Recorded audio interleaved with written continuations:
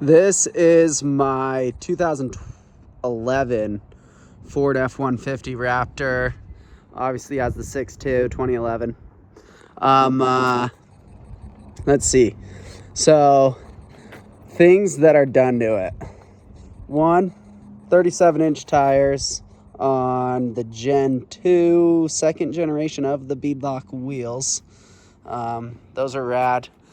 Actually getting rid of those so that I can go to the SVC upper control arm, and then I'm going to do a gusseted spindle that Kibbetech actually built. I don't even know how that's said, so feel free to bully me. Got the Eibach up here on the front end. That's the only modification to the front end suspension that it currently has. A lot of people say that you can't jump them or off-road them with Eibach. I think that's more of a Gen 2 thing, because if it's a Gen 1 thing, I haven't had any issues. I've jumped this truck tons of times. Haven't messed up my shock buckets. Everything's chilling. But I will be going to a 3.0 in the front once I get those control arms. So I got a 0 offset wheel that I'm going to be throwing on shortly in the front. Got a couple light bars. Got the Amazon pod lights. Call me ghetto, but I don't care. I'm not spending $400 on lights when I could buy suspension. In the rear, we've got the deavers. They rust pretty quick. It's not enough rust that it's ever going to actually damage it, but it doesn't look that great. So I live in Utah where there's lots of salt on the roads, and so I got to touch these up every spring. Up here, I have a Gen 2 rear shock with the, who makes these? Crazy House Customs upper shock mounts for the relocation of the Gen 2 shock. Because if you just do a Gen 2 shock, you're not going to hit your bump stop before you bottom out your shock. And so your shocks actually will become your bump stop. So I'm back at that point again, because now that I have the deavers, I got to do some bump stops back here. But I've rallied this thing hard without any bump stops really, and it's been fine with these deavers. They're pretty hard to bottom out.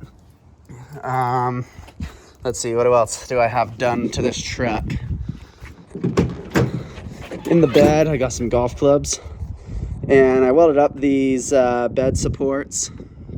Probably gonna go with a different route for these, so if anybody needs some bed supports, I'll damn near give these away for free once I get a new system in place. The thing is I didn't want anything going across the bottom, because I load my Harley Davidson in the bed of this truck quite often, and it's heavy, and I don't want to have rolled over any metal right there. So that's why they're chopped where they are, but they've held up really good. My bed has not moved since putting those in. On 37s, about to do a 0 offset wheel so that I can fit those upper control arms without causing any issues. But so far, let's see, I've got an AFE intake, and then I have MPBR short exhaust, which my tip fell off, so it's just pointing straight back instead of a turndown. That's what it sounds like at startup though, but it quiets down after it's done idling high. That's pretty much it. Pretty dang bone stock. I will be doing some more modifications shortly, and then I don't know, let me know if you're interested in any of the parts that I have right now, see if I noticed any difference, or if you want any reviews done on any of it.